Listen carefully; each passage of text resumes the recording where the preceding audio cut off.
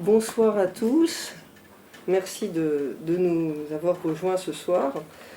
Nous sommes heureux de vous retrouver pour ce 4e cours du séminaire Santé mentale chez les philosophes, le dernier du moment antique, l'Antiquité, à la chaire de philosophie à l'hôpital. Nous remercions Cynthia Fleury et ses collaborateurs de la possibilité qu'elle nous offre. Voilà. Alors, je vais en 2 mots résumer ce que nous avons vu jusqu'ici, juste pour reprendre, unifier un petit peu tout cela. Alors, tout d'abord, dans le premier cours que j'avais fait, j'avais mis l'accent sur un Platon centré, à partir de certains textes, non sur l'âme seule, mais aussi sur le corps, en tant qu'animé, bien sûr, par une âme, mais étant à considérer, chez le dernier Platon surtout, et j'avais montré en quoi l'éducation platonicienne était revue par Platon lui-même dans ses derniers textes, les Lois ultimées, où est élaborée une théorie du mouvement qui fonde la valorisation du bercement chez les tout-petits comme moyen de parer au déséquilibre psychique futur, mais aussi une théorie de la danse, faisant d'elle la meilleure voie préventive chez les enfants, en tant qu'elle inscrit dans le corps même une tendance vers la beauté, préparant l'âme ensuite à la vertu. Nous avions vu ensuite, en second lieu, avec Olivier Renaud, en quoi le vice était le modèle permettant à Platon de définir la maladie du corps, et non l'inverse. Puis Sandrine Alexandre, en 3e lieu, avait mis en évidence l'apport de la pensée stoïcienne aux psychothérapies contemporaines, par l'accent mis sur la maîtrise rationnelle des affects pour l'équilibre de l'âme, mais aussi sur le lien établi entre la santé et la poursuite plus générale du bonheur.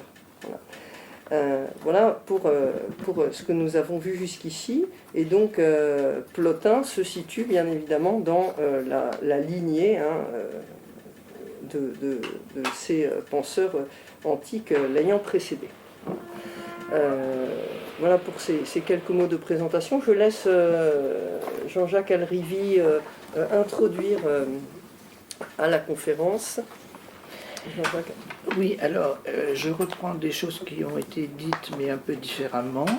On a vu que Platon, dans ses différentes approches de la question qu'on a pu relever dans ses dialogues, donnait toujours à entendre que c'est la santé de l'âme qui est déterminante, même dans les œuvres où Socrate n'est pas le personnage principal, comme le Timée et les Lois, qui donnent au corps, dans un point de vue plus cosmologique et politique du problème, une importance plus grande, voire une autonomie partielle, que dans les autres dialogues, où le point de vue éthique et ontologique que Socrate met en place est dominant.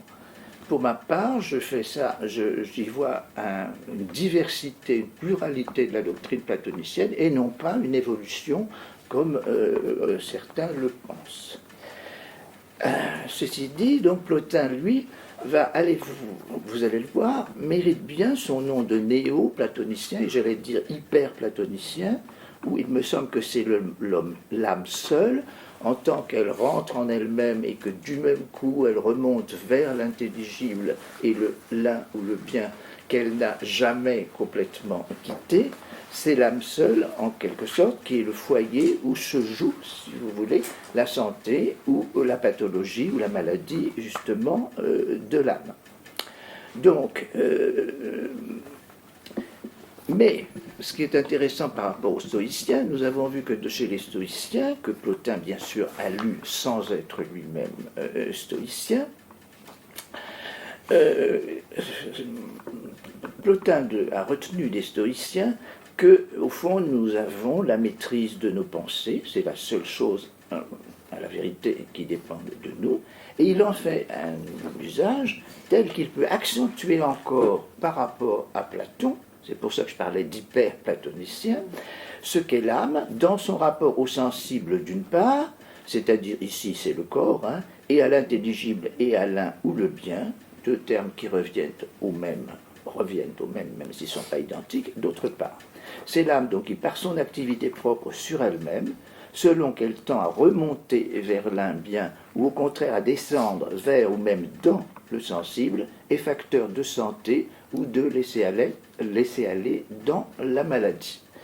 Et je laisse donc immédiatement la parole à Madame Alexandra Michalewski, dans les travaux sur Plotin, notamment sa thèse de doctorat, dont je n'ai pas donné le titre parce que je pensais que c'était un petit peu trop pointu, si vous voulez, et des articles de revue et son enseignement. Cette année, elle fait un cours d'agrégation sur Plotin, donc ses travaux en ont fait une autorité dans la matière, et je lui laisse le soin de vous faire entendre à sa manière propre et avec toutes les nuances souhaitables ce que j'ai tenté d'indiquer de la doctrine plotinienne sur ce point.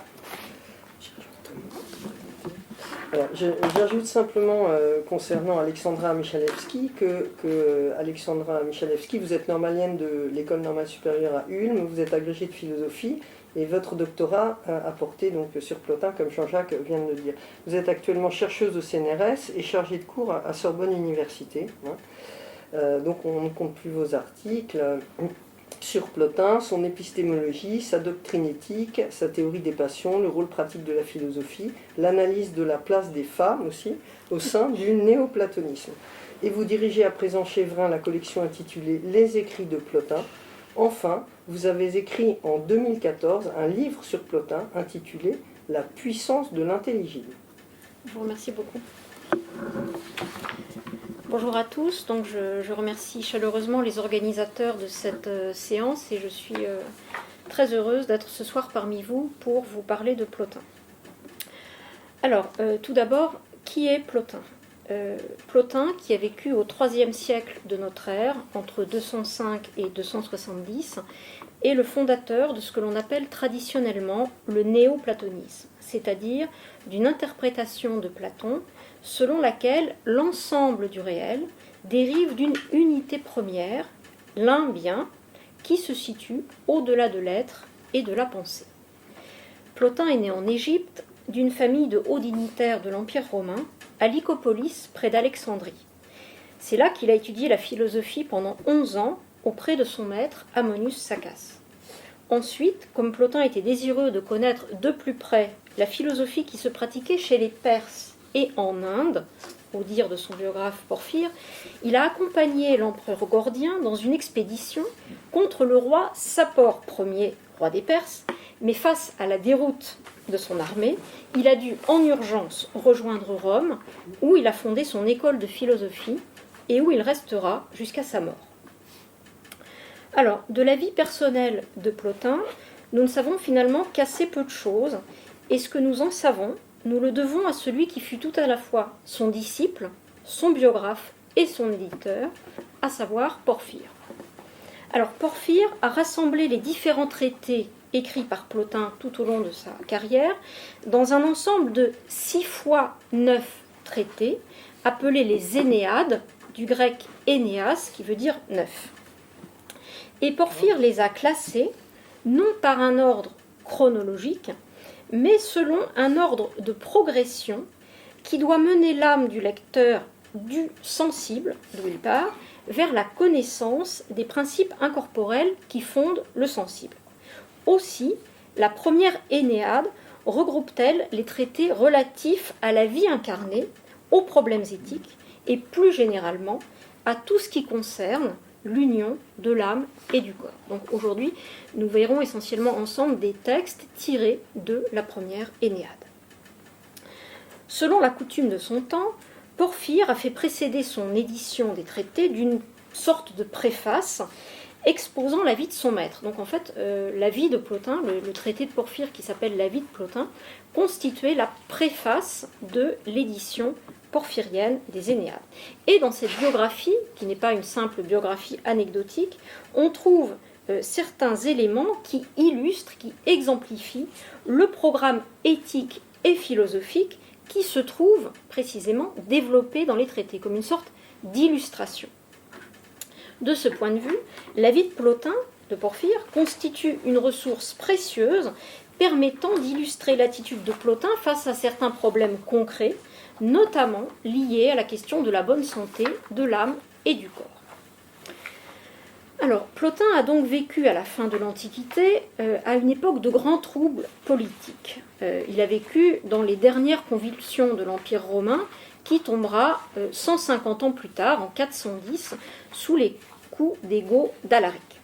Il se situe donc à l'aboutissement de la philosophie grecque de l'époque classique, représentée par Platon et Aristote, mais aussi de l'époque hellénistique, représentée essentiellement dans sa philosophie par le stoïcisme. Et donc Plotin récapitule dans sa philosophie ces différents héritages qu'il unifie sous une certaine interprétation de Platon. Plotin est une figure si importante du rationalisme grec que Joseph Moreau, qui fut l'un des grands spécialistes de philosophie grecque au XXe siècle, l'avait nommé en son temps, je cite, « la gloire de la philosophie antique ». Opposant l'intériorité de la rationalité de l'âme à l'extériorité des accidents du monde, Plotin reprend et prolonge l'héritage stoïcien en le menant jusqu'aux limites extrêmes du rationalisme. En effet, pour lui, la santé de l'âme relève toujours d'une disposition intérieure qui consiste à orienter l'âme vers son unité propre. Et tout ce qui relève au sens large du dérèglement psychique, c'est-à-dire tout ce qui va des passions jusqu'à la démence, est le fait d'une cause accidentelle et extérieure qui n'affecte pas ce que Plotin appelle, en reprenant l'expression à Platon, l'homme intérieur, c'est-à-dire l'âme dans la partie d'elle-même qui n'est pas liée à la vie du corps, mais qui est toujours reliée à l'intellect. Alors Plotin, tout en s'inspirant très largement des doctrines de ses prédécesseurs, a apporté plusieurs nouveautés fondamentales en philosophie, et notamment celle-ci. L'ensemble du réel, qui dérive d'une unité première, est un continuum de vie. Et cette notion de vie est tout à fait fondamentale pour comprendre non seulement la métaphysique de Plotin, mais également la manière dont il pose un certain nombre de problèmes éthiques. En effet, pour Plotin, c'est une même vie qui se déroule et se déploie selon différents degrés d'unité, de l'intellect à l'âme, et jusqu'au monde sensible, et à travers lui, jusqu'à la matière. Au sein de ce continuum, notre vie ordinaire ne représente pas la forme la plus haute de la vie, mais elle est l'image d'une vie supérieure, c'est-à-dire plus unifiée et plus immédiatement présente à elle-même. Celle de l'intellect. Aussi, et nous y reviendrons, la conscience que nous avons des choses dans notre expérience quotidienne n'est-elle pas pour Plotin la forme la plus haute de la conscience possible? L'essentiel de la vie de notre âme passe en dessous et surtout au-dessus de ce que j'appellerais les radars de la conscience ordinaire. Et bien avant Leibniz et sa théorie des petites perceptions inconscientes, Plotin développe l'idée que notre âme perçoit et agit la plupart du temps en dehors, au-delà du champ de la conscience. Et selon cette conception, la pensée consciente est associée à un niveau précis de l'activité de l'âme qui ne peut en aucun cas épuiser le champ de l'activité de pensée. Alors, cette reconnaissance que la conscience et la vie mentale ne sont pas coextensives est l'une des idées psychologiques les plus importantes de Plotin. Or, bien qu'il s'agisse d'une idée assez nouvelle dans la philosophie grecque, elle s'enracine néanmoins dans une longue tradition de pensée qui remonte à Platon et à Aristote, selon laquelle la pensée et la connaissance sont d'abord des fonctions vitales, et elles sont donc essentiellement liées au phénomène de la vie, davantage qu'à celui de la conscience. Alors, ce qui est frappant quand on regarde le lexique employé par Plotin, c'est qu'il ne donne que très peu d'indications concernant les maladies de l'âme ou les désordres psychiques, et donc qu'il ne parle quasiment pas, ou pour ainsi dire jamais, de la notion de soin, de thérapie, ce qu'en grec on appelle thérapeia, de l'âme. Et pourtant, l'ensemble de son œuvre constitue bien un viatique pour rendre l'âme bien portante. Alors, comment expliquer ce silence ? Il s'explique, à mon avis, par la conception très particulière que Plotin développe de l'identité humaine et du rôle que l'âme y joue. En effet, selon Plotin, l'âme, en sa plus haute dimension, l'intellect, est toujours reliée et rattachée au monde intelligible. Elle ne cesse jamais de penser, même si nous, dans notre vie quotidienne, nous n'en avons pas toujours conscience. Ce qu'il s'agit de faire pour Plotin, c'est de rendre l'âme attentive à cette richesse intérieure, de diriger son attention vers une autre dimension d'elle-même que sa dimension liée au corps, c'est-à-dire de faire prendre conscience à l'âme que sa vie ne se réduit pas aux soins qu'elle porte au corps. Alors cette prise de conscience suppose une éducation et un travail pour conduire l'âme à se préoccuper davantage de sa vie intérieure que de sa vie incarnée. Alors cette doctrine elle-même est liée à une anthropologie bien précise. D'ailleurs, le premier traité que Porphyre a choisi de faire figurer au début des Énéades, donc le traité qui est intitulé par Porphyre 1.1, correspond dans l'ordre chronologique de rédaction au 53e traité, c'est-à-dire l'avant-dernier écrit par Plotin, et ce traité s'intitule « Qu'est-ce que l'animal ? Qu'est-ce que l'homme ?» Or, répondre à la question « Qu'est-ce que l'homme ?», qui est la grande question de l'Alcibiade de Platon, passe par une détermination préalable de ce qu'est l'animal, ou plus généralement le vivant, le zoon. L'idée phare de ce traité est que pour trouver ce qu'est l'homme, c'est-à-dire pour trouver notre humanité, il faut regarder au-delà du moi empirique, au-delà du zoon. Et il n'est pas anodin que Porphyre ait choisi de rendre cette question initiale, c'est-à-dire pour entrer en philosophie, il faut d'abord affronter cette question, qu'est-ce que le vivant, qu'est-ce que l'homme ? Alors, le moi est une réalité composée qui est issue de l'association entre un corps et une âme individuelle.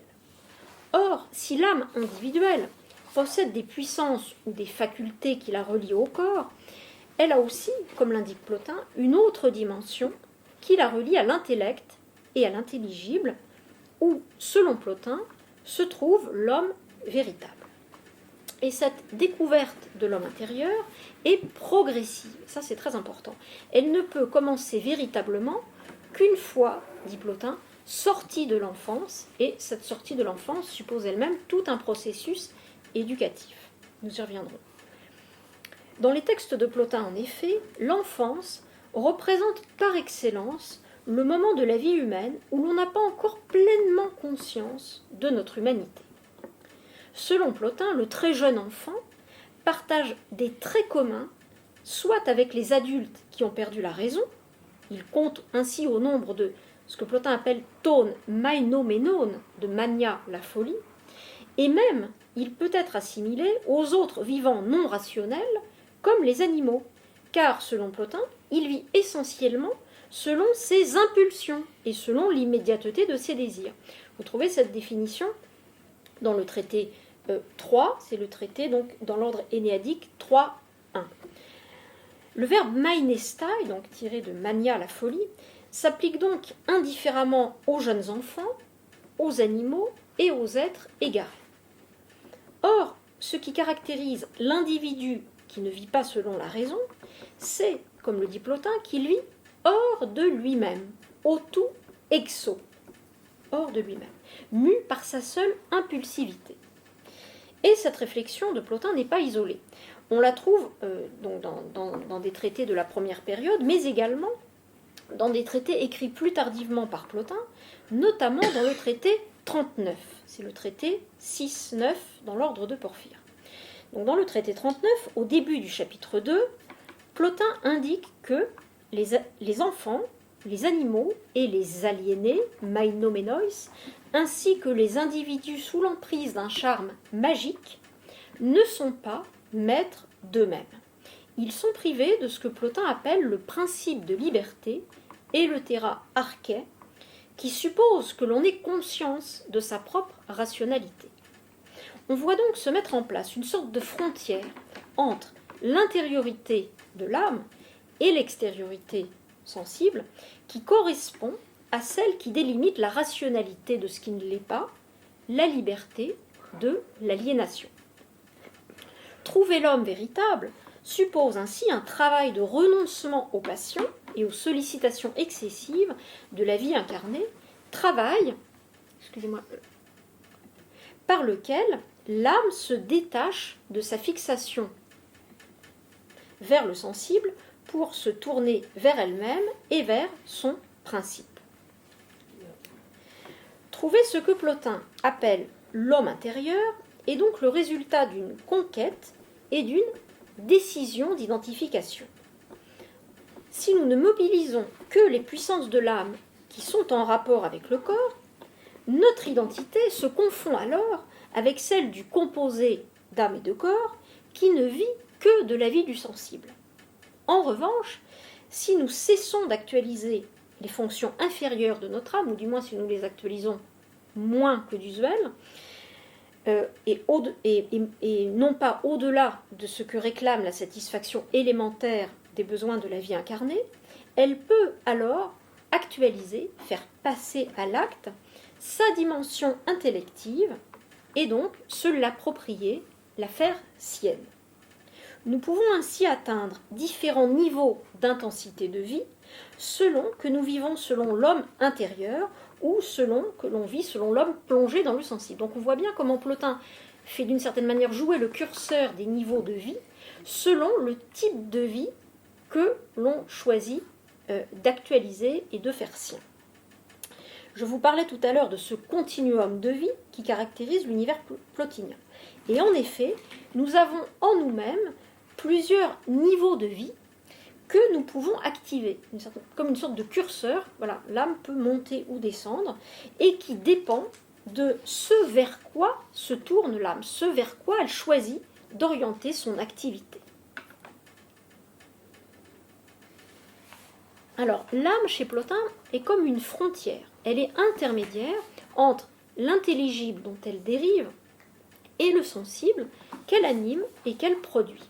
Et donc, elle peut soit se tourner, entre guillemets, vers le haut, vers l'intelligible, soit vers le bas, et ainsi choisir de donner la priorité à tel ou tel niveau de vie.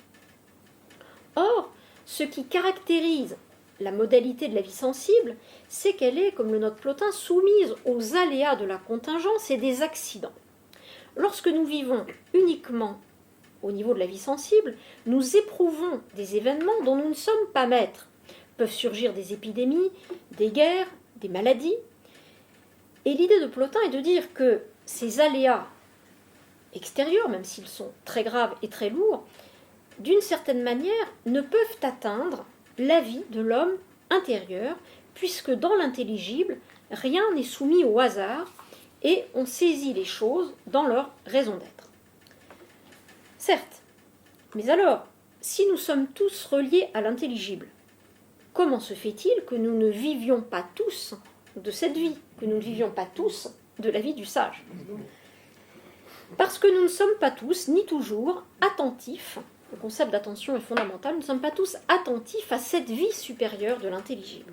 Parce que nous ne travaillons pas toujours à nous détacher des préoccupations mondaines pour prendre conscience d'une autre forme de vie possible. Soigner l'âme, c'est donc pour Plotin l'exhorter à prendre conscience de sa dignité. C'est un motif très important qu'on trouve par exemple dans le traité 10, voilà, dans le traité 5.1 exactement, de sa valeur, de sa richesse et des multiples possibilités qu'elle a en elle dans son intériorité, pourvu qu'elle veuille bien y prêter attention. Comme le dit justement Plotin très bien à la fin du traité 10, prêtez l'oreille aux voix de l'intelligible. Et le problème, c'est que souvent, lorsque nous sommes plongés dans la vie du sensible, nous ne les entendons pas, nous sommes pris dans le brouhaha mondain qui nous empêche d'entendre ce que nous portons en nous-mêmes. Aussi, soigner l'âme, c'est l'inciter à ne pas accorder à la vie corporelle davantage que nécessaire. Aussi, le but de Plotin, lorsqu'il invite son lecteur à se détacher du corps, ne correspond pas à un impératif masochiste, c'est plutôt une manière de savoir comment proportionner l'attention que l'on doit au corps. L'intériorité de l'âme, de ce point de vue, lorsqu'elle parvient au niveau de la vie intellective, constitue ce que j'appellerais un rempart contre l'accident. Tout ce qui survient comme déséquilibre en elle se situe, nous dit Plotin, à un niveau inférieur. C'est au niveau de la vie incarnée que se produisent les maladies du corps et de l'âme, et même la possibilité de la folie.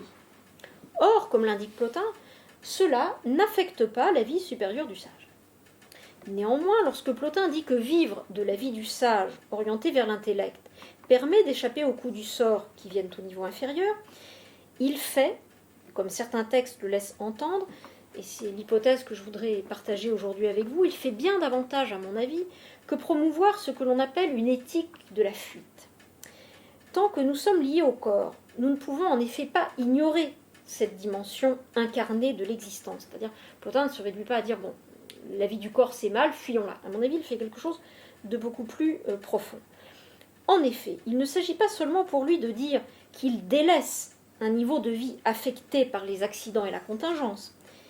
Il indique, et cela à mon avis est assez intéressant, qu'une fois parvenu à vivre selon le niveau le plus haut de la vie, c'est-à-dire selon le niveau intellectif, niveau qui suppose évidemment tout un travail préalable, alors les niveaux inférieurs de notre âme s'en trouvent eux aussi renforcés et plus à même de résister au coup du sort. C'est-à-dire que Plotin ne se contente pas de dire « fuyons le sensible ». Il montre comment de monter, si je veux dire, dans l'intelligible, permet d'être plus fort, plus armé, pour résister aux difficultés de la vie incarnée. En effet, à bien regarder certains passages des Énéades et de la vie de Plotin, il apparaît en effet que si le but premier de Plotin est bien de se hausser jusqu'à l'intelligible, ce résultat a comme conséquence indirecte, comme effet second, que l'âme qui s'est exercée à se détacher de ses liens avec le sensible est plus forte pour résister aux accidents qui peuvent survenir pour l'altérer. Alors je vous propose à présent que nous regardions quelques textes. Alors, pour bien comprendre comment se met en place la doctrine éthique du soin de l'âme individuelle chez Plotin, il faut comprendre que pour lui, la vie corporelle est gouvernée en grande partie par ce qu'il appelle la dimension végétative de l'âme du monde, quelque chose de très intéressant, qui a des ramifications qui s'étendent à tout l'univers. Et c'est ce qui permet d'expliquer, par exemple, que certaines planètes ont de l'influence sur le caractère des individus, ou même sur notre humeur, que les cycles de la Lune et des marées soient liés. D'une certaine manière, bien que nous soyons des individus différents, nous sommes pris dans un réseau de sympathie et d'influence qui relie ensemble l'ensemble des êtres de l'univers. Alors, un passage du traité 27, donc c'est le traité 4, 3 dans l'ordre porphyrien, indique ceci, chapitre 4. Ainsi, la partie inférieure de l'âme du monde peut être comparée à l'âme qui se trouve dans un arbre gigantesque et qui assure l'organisation de cet arbre sans effort et sans bruit. Par ailleurs, ce qu'il y a d'inférieur dans notre âme peut être comparé à des vers qui naissent dans une partie pourrie de cette âme. Voilà en effet quel type de relation entretient notre corps pourvu d'une âme avec le monde. Alors, par cette vie inconsciente du corps, nous sommes rattachés à celle des autres parties de l'univers, comme le montre l'exemple de l'arbre. Toutes les parties du monde sont en sympathie mutuelle. Et c'est la raison pour laquelle certaines plantes peuvent nous soigner, les astres modifier nos humeurs, et le milieu dans lequel nous vivons peut nous altérer. Le sensible est donc pour Plotin, et en cela il récupère évidemment une large part de l'héritage stoïcien, est le lieu de la concaténation, de la sympathie universelle, et de ce que j'appellerais la liaison horizontale de toutes choses entre elles. Et même de ce que Plotin appelle une forme de magie, de goétéia, d'ensorcellement, en comparant le phénomène de la liaison universelle de toutes choses dans le sensible à une forme précisément donc de magie. Et le chapitre 40 du traité 28, donc c'est le traité 4.4, présente ainsi deux types de magie. Une magie naturelle, identique à la sympathie générale de la nature, et son exploitation artificielle par l'homme. Alors Plotin, au chapitre 40, se demande ceci. Mais comment expliquer la magie ? Par la sympathie, par le fait qu'il y a naturellement accord entre des choses semblables et opposition entre celles qui sont dissemblables. Beaucoup de choses, en effet, subissent des attractions et des enchantements sans que personne n'intervienne. La magie, pour Plotin, opère sur des êtres en interaction. Reprenant au stoïcisme l'idée que l'univers sensible n'est qu'un seul grand animal, dont toutes les parties sont reliées les unes aux autres, comme les cordes d'une lyre, il suffit de tirer sur l'une d'entre elles pour que toutes les autres résonnent. Le monde est le lieu, je cite, où toute chose qui se trouve en rapport avec autre chose peut subir l'influence magique de cette autre chose, car ce avec quoi elle se trouve en rapport exerce sur elle une influence magique et l'entraîne. Seul ce qui n'a de rapport qu'avec lui-même échappe à toute influence magique. Alors cette description de l'interdépendance des êtres sensibles rejoint, ça m'avait fait penser à l'époque quand je travaillais sur ces textes, d'une certaine manière les analyses que Boris Cyrulnik donne de ce qu'il appelle l'ensorcellement du monde. D'après lui, tout individu a besoin d'autrui pour assurer sa survie ou se développer. Et il est comme, je cite, ensorcelé par son partenaire. Le nouveau-né, dit-il, par sa mère, et l'individu par le groupe. Et il donne même cette image voilà, des animaux grégaires qui exercent les uns sur les autres, précisément, cette forme d'ensorcellement. C'est-à-dire que l'individu ne peut pas vivre hors du groupe. Cyrulnik dit ainsi, l'ensorcellement caractéristique du vivant consiste à jeter un charme, instiller un filtre, envoûté par un chant ou un récit, pour s'emparer du monde mental de l'autre. Chez les animaux, le charme opère à l'intérieur d'une même espèce. Les petits, imprégnés par la mère, ne peuvent pas sans elle survivre. Bien, fin de la parenthèse. Pour Plotin, et plus généralement pour l'ensemble du monde sensible, par ces sollicitations constantes, donc qui exercent une forme d'ensorcellement de l'âme individuelle, celle-ci finit par être absorbée, par être ensorcelée par le corps. Entraînée vers l'inférieur, elle est comme prisonnière de ce que Plotin appelle la magie du sensible, et c'est pourquoi elle peut être réceptive à l'influence des incantations lancées par certains individus qui s'adonnent à la magie. Il faut donc, selon Plotin, s'efforcer de ne pas trop rendre active cette dimension végétative en nous qui nous relie à l'extériorité et à ses dangers. Alors, ce qui est intéressant, c'est de comparer ces analyses que Plotin consacre à la magie à une anecdote que rapporte Porphyre au chapitre 10 de la vie de Plotin au sujet de la force d'âme de Plotin. C'est une anecdote qui est très, très intrigante. Le chapitre 10 met en scène un curieux personnage nommé Olympius qui, je cite, voulait passer pour philosophe. Alors, on ne sait pas grand-chose de cet individu, si ce n'est qu'il fut dans sa jeunesse le condisciple de Plotin au cours d'Ammonius Saccas à Alexandrie. Jaloux de Plotin, et cherchant à briguer le titre de meilleur élève, il aurait usé de pratiques magiques, d'incantations, pour tenter d'attirer sur Plotin une mauvaise influence des astres afin de lui porter préjudice. Bien, coup classique. Or, fait remarquable, loin de porter atteinte à Plotin, d'une quelconque manière, le sort se retourna contre celui qui l'avait lancé. Et sentant que l'emprise se retournait contre lui-même, Olympius dit à ses familiers, je cite, que si grande était la puissance de l'âme de Plotin, qu'il pouvait détourner les attaques dirigées contre lui sur ceux qui entreprenaient de lui faire du mal. Alors, ce phénomène, que l'on peut qualifier de retour à l'envoyeur, s'explique par la très grande force d'âme de Plotin, inaltérable et en quelque sorte imperméable au sortilège.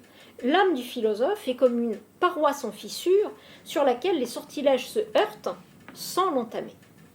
Et la résistance que Plotin opposa à Olympius est comme l'expression, je cite, de l'effort de la partie rationnelle de l'âme pour résister à l'irrationnel. C'est une citation de Luc Brisson.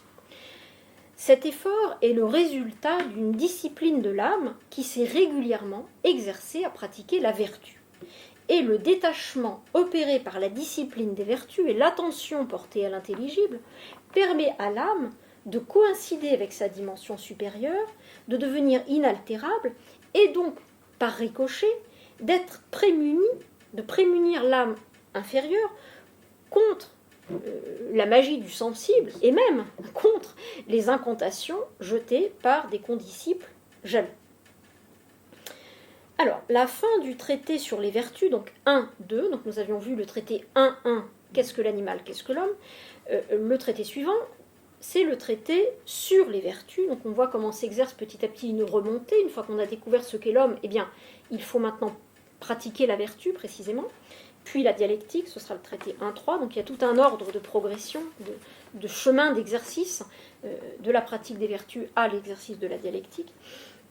Donc la fin du traité sur les vertus 1.2 explique que, en effet, la pratique régulière des vertus est ce qui permet progressivement à l'âme non seulement de se détacher du sensible, mais aussi de parvenir à l'union avec l'intelligible, et elle offre comme donc gain à l'âme cette résistance face au coup du sort.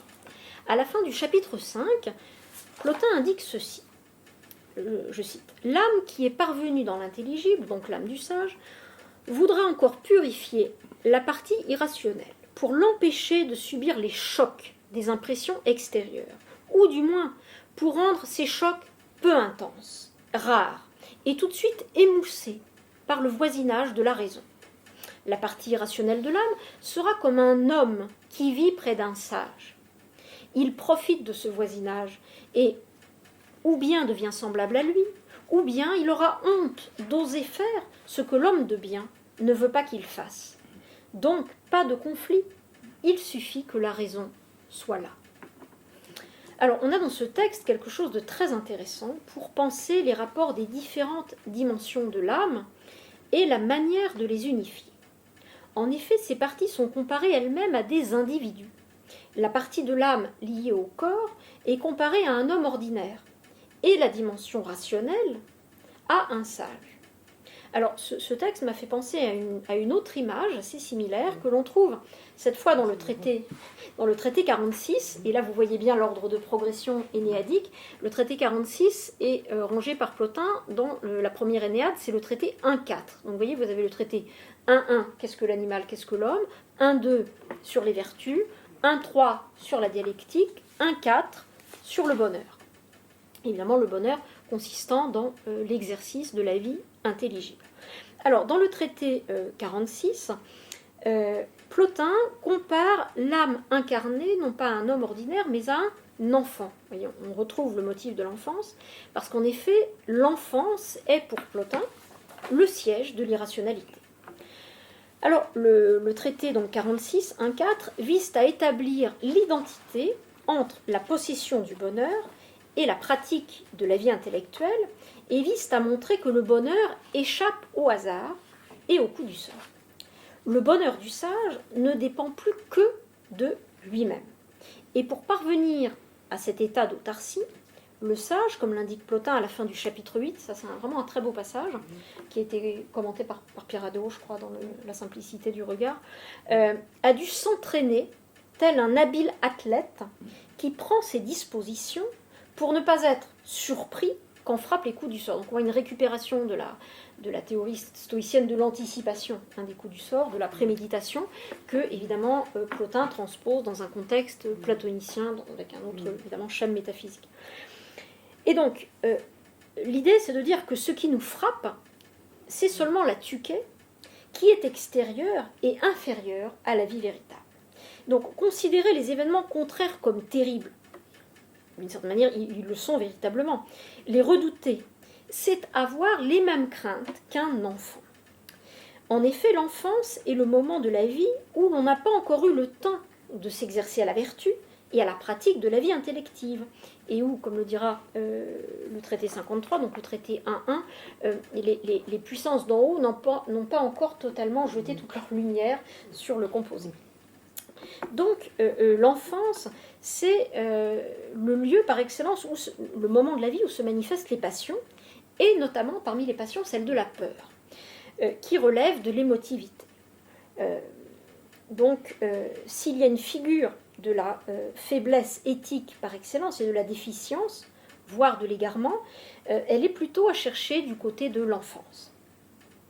Et en effet, au chapitre 15 de ce même traité, donc quelques chapitres plus loin, Plotin développe une autre image où il compare notre émotivité à un enfant en nous. Et ça, c'est une très belle image, c'est-à-dire qu'on va apprivoiser nos émotions comme on s'adresserait à un enfant. Et pour cela, comme le dit Plotin, il faut le faire avec beaucoup de douceur. Et ça aussi, c'est vraiment quelque chose d'assez intéressant sur le plan éthique. C'est-à-dire que celui qui a de la crainte, celui qui est rationnel, eh bien, il faut s'adresser à lui avec douceur.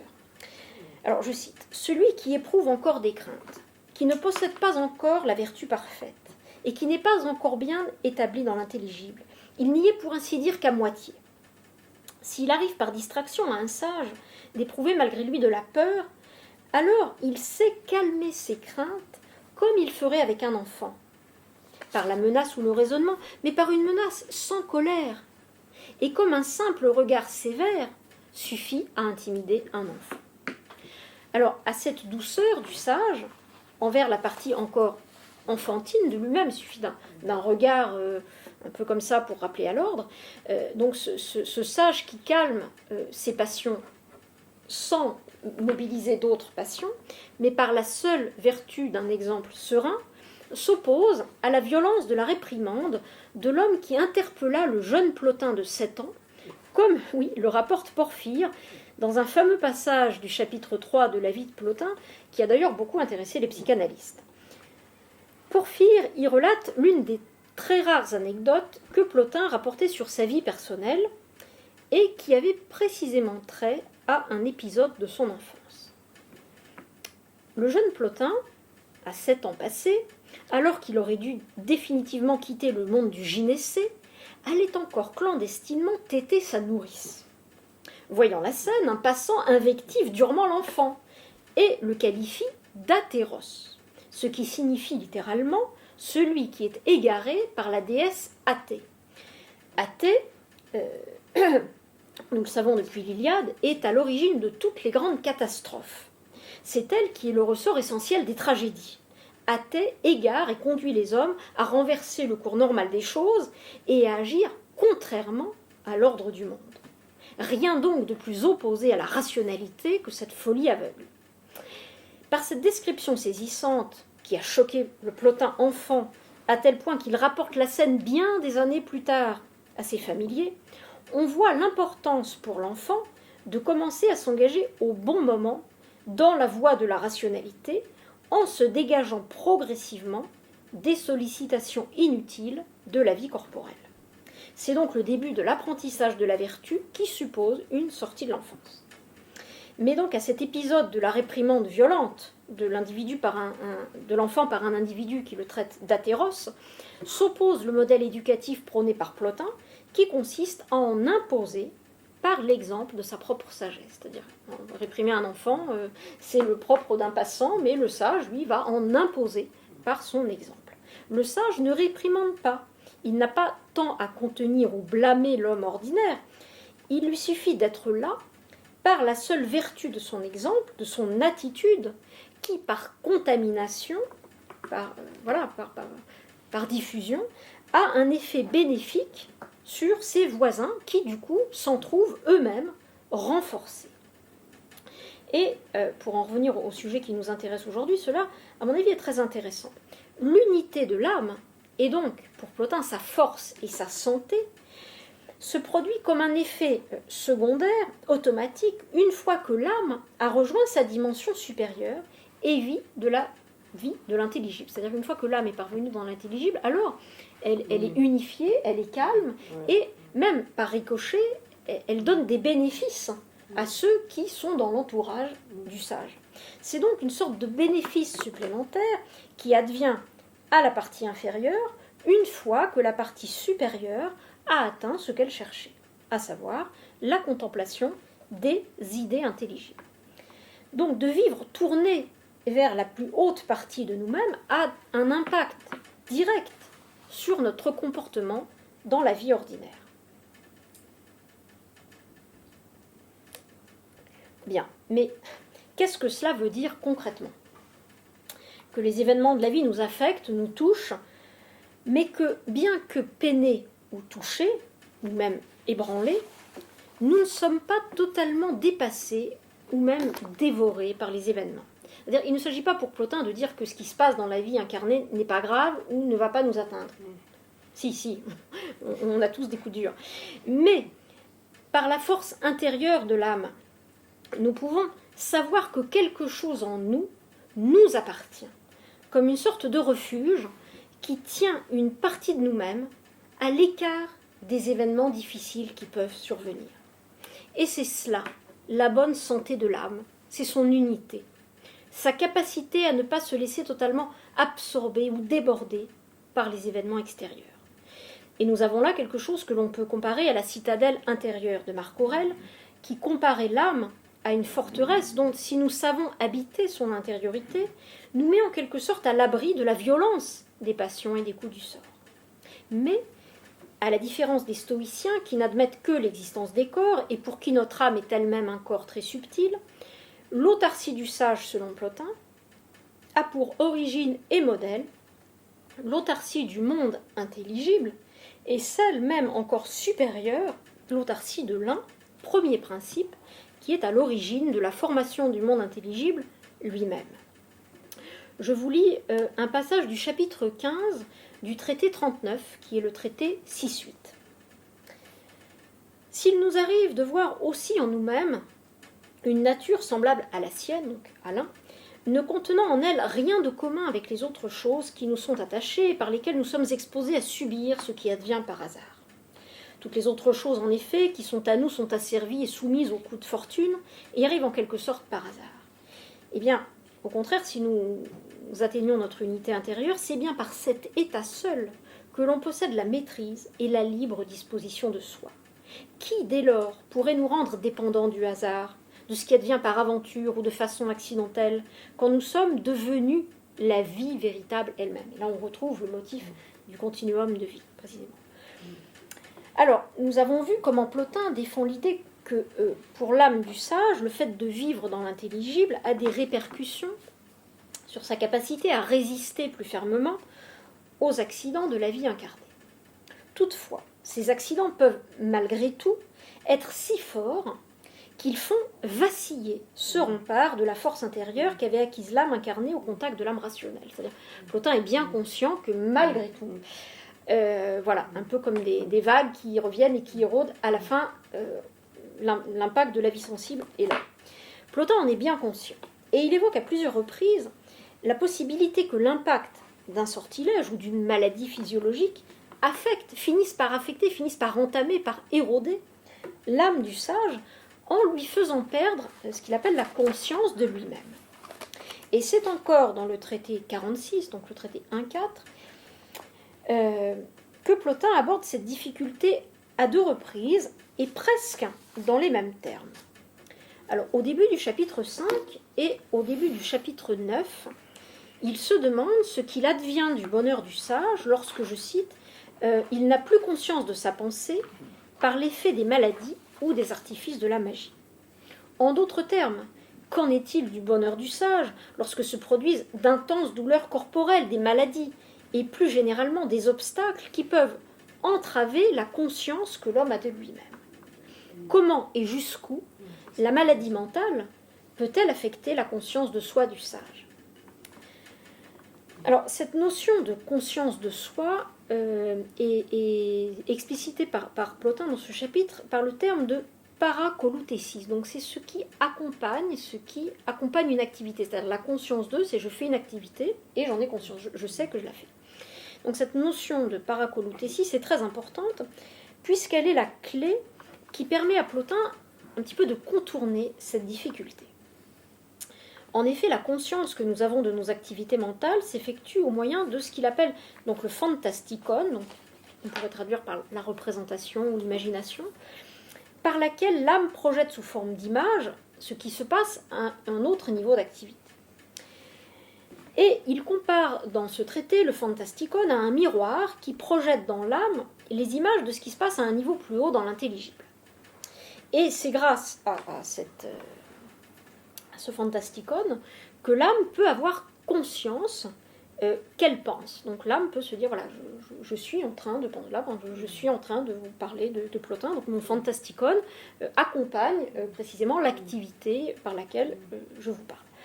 Or, dans le cas des maladies ou des accidents, ce miroir, dit Plotin, est comme brisé ou abîmé, et il n'est plus capable de transmettre correctement les images des activités intellectives.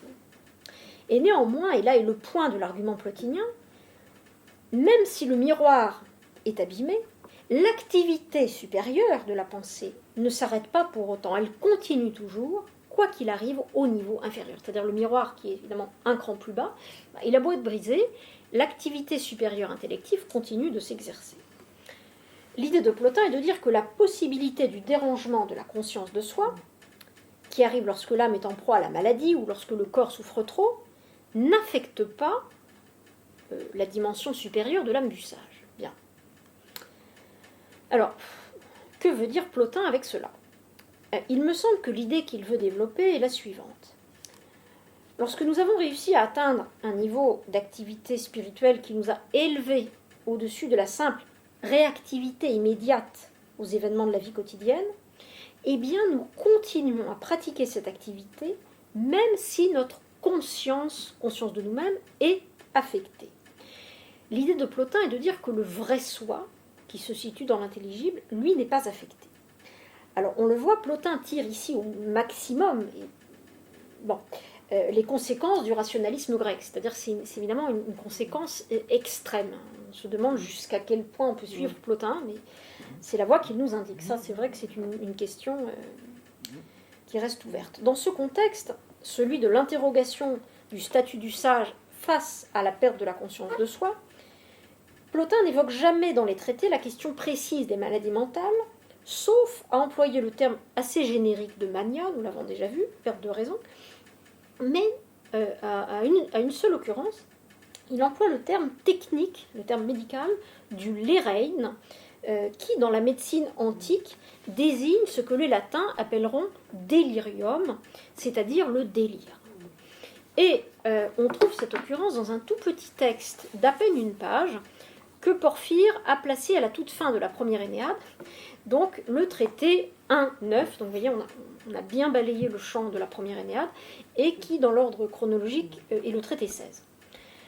Alors, dans ce texte, Plotin se demande s'il est légitime que le sage mette volontairement fin à ses jours, et il évoque plusieurs cas où l'on songe au suicide, notamment lorsque l'âme est en proie à une peine trop grande. Dans ce cas, indique-t-il, la cause qui conduit à la déliaison de l'âme et du corps n'est pas la raison, mais l'excès de passion, l'excès de chagrin. Et c'est une violence que l'on fait à l'âme et au corps que dit céder. Plotin dit cette phrase assez terrible, c'est l'ennui, le chagrin ou la colère. Et il ne faut pas agir ainsi. Mais Plotin fait une objection plus sérieuse. Que faire lorsque le sage sent qu'il va être gagné par une maladie mentale qui va le conduire au délire? Il se sent atteint, il se sent gagné par la dégénérescence intellectuelle. Que faire? Et Plotin dit ceci. Mais si l'on s'apercevait que la maladie va venir, il est peu probable que la folie s'empare du sage. La formule grecque est très belle, il dit « et takamen ou péris spoudaion ». Il y a peu de chances que ça arrive au spoudaios, au sage. Mais si elle vient, qu'il la mette au nombre de ces événements nécessaires que nous acceptons étant donné les circonstances, bien que nous ne les voulions pas en eux-mêmes. Alors la réponse de Plotin est malgré tout assez ambiguë, mais malgré tout, il dit quelque chose de très intéressant. La forme extrême de la perte de la rationalité qu'est le délire peut toucher le sage, mais c'est une probabilité faible.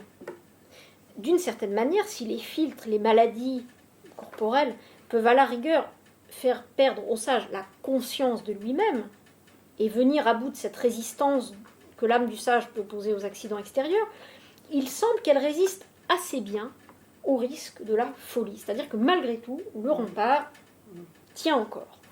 Comme si les exercices menés continuellement par le sage pour discipliner son âme pouvaient le prémunir assez efficacement contre le danger extrême de la folie. Et à supposer que malgré tout elle se produise, puisqu'après tout elle peut se produire, et Plotin est tout à fait conscient de ce cas de figure, eh bien il faut l'accepter comme une contingence extérieure.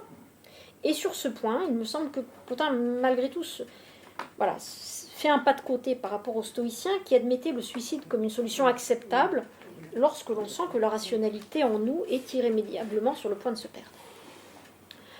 Alors, ce point est assez intéressant puisque la réflexion sur le suicide engage une analyse sur la manière dont Plotin conçoit le rapport de l'âme au corps. C'est-à-dire le cas extrême du suicide conduit Plotin à analyser précisément les rapports de l'âme et du corps.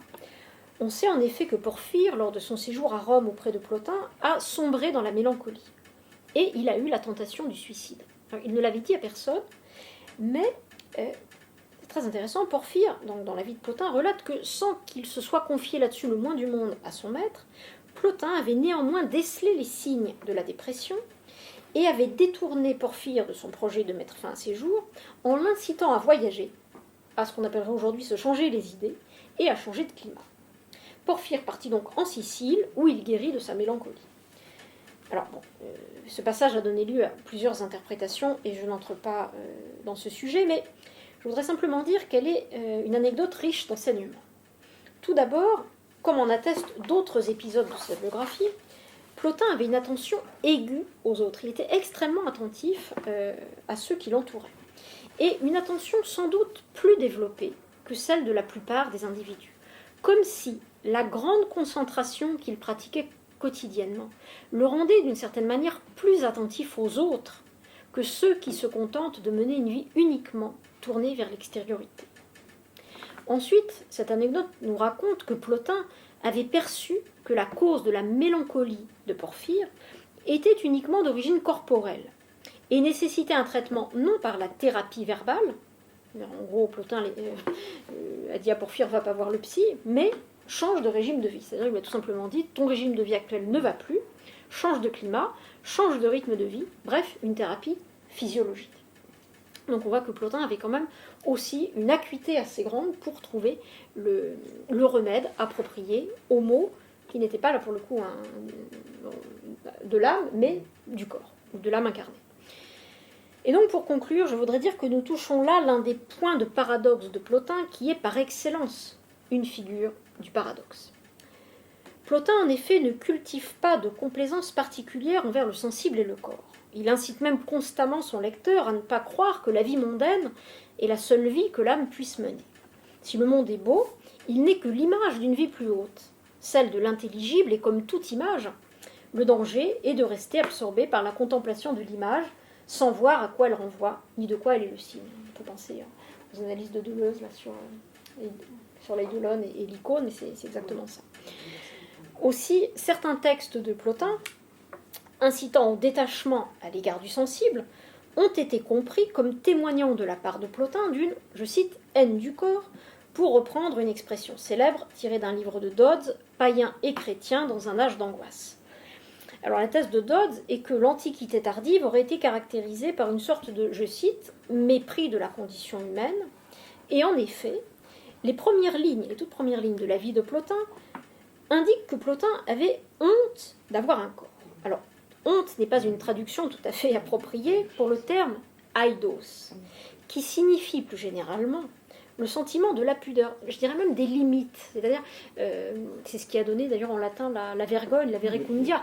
En fait, quelqu'un qui n'a pas d'aidos, c'est quelqu'un qui n'a pas de vergogne, donc d'une certaine manière de pudeur au sens large, et donc dépourvu de toute honte, de toute gêne, exactement, de toute réserve. Et donc, cet aidos se manifestait notamment par le fait qu'il refusait d'indiquer quel jour il était né, pour ne pas célébrer le moment où l'âme, de purement intelligible, s'est unie à un corps. Donc inutile de célébrer ce moment de chute. Et il refusait également de parler de sa famille. Alors l'idée de Dodds, qui a sa valeur et sa force, est d'appliquer une grille de lecture psychologisante sur certains types de comportements que l'on peut trouver dans l'Antiquité tardive. Ainsi, il n'hésite pas à parler de maladie endémique ou de névrose endogène, issue d'un sentiment de culpabilité à l'égard du corps dont les origines remonteraient très loin dans la culture grecque de l'Antiquité et que l'Antiquité tardive n'aurait fait que radicaliser. Alors, cette approche, sans être dépourvue de fondement, est néanmoins, à mon avis, beaucoup trop partielle et généralisante. En effet, le propos de Plotin n'est pas de condamner l'incarnation en elle-même, ou même la vie du sensible, parce que tous les traités contre les gnostiques célèbrent précisément la beauté du monde, mais plutôt de mettre en garde contre une mauvaise manière d'orienter l'attention de l'âme. Et on le voit bien avec l'épisode de la mélancolie de Porphyre. Plotin voit immédiatement de quoi souffre son disciple et lui donne le traitement approprié, changer de climat, redonner de la force au corps pour pouvoir mener une vie paisible à donner à la philosophie. Il ne s'agit donc en rien de martyriser le corps, de le délaisser, de le maltraiter, mais bien plutôt de lui accorder exactement le degré d'attention qu'il convient de lui donner pour que l'âme n'en soit pas tracassée. Lui accorder trop ou trop peu, dans les deux cas, on est distrait de l'attention que l'on doit porter à l'intelligible. Or, comme nous l'avons vu, cette attention portée à l'intelligible constitue ce que j'appellerais un rempart à 2 niveaux. Tout d'abord, cette activité fortifie la dimension de l'âme engagée dans le sensible. L'âme du sage est moins perméable aux accidents, et même peut-être moins susceptible de sombrer dans la folie. Davantage encore, si elle est malgré tout entravée, le sage sait qu'il possède un degré d'activité qui n'appartient qu'à l'homme intérieur. Il possède quelque chose d'inaliénable, placé si haut que les accidents de la vie empirique ne peuvent l'atteindre, même lorsque la conscience que nous pouvons en avoir est altérée. Plotin mène ainsi le rationalisme jusqu'à ses dernières limites et introduit en philosophie une idée qui ne cessera de faire son chemin: la conscience réflexive de la vie incarnée ne couvre pas toute l'étendue de notre activité mentale. Je vous remercie.